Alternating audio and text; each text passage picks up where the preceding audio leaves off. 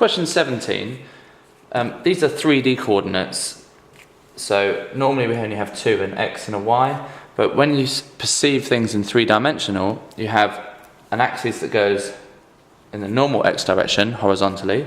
You have the y direction, vertical.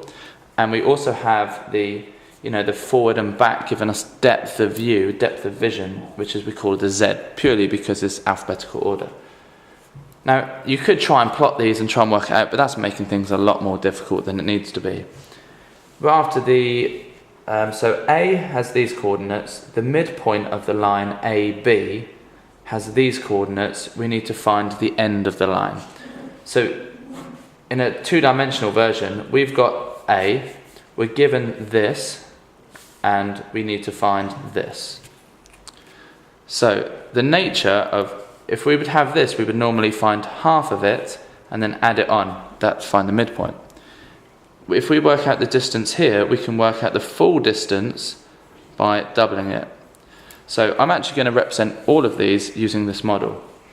So if we're starting on 3 and we know the midpoint is -2, then the other part, you should be able to see there's 5 there, difference.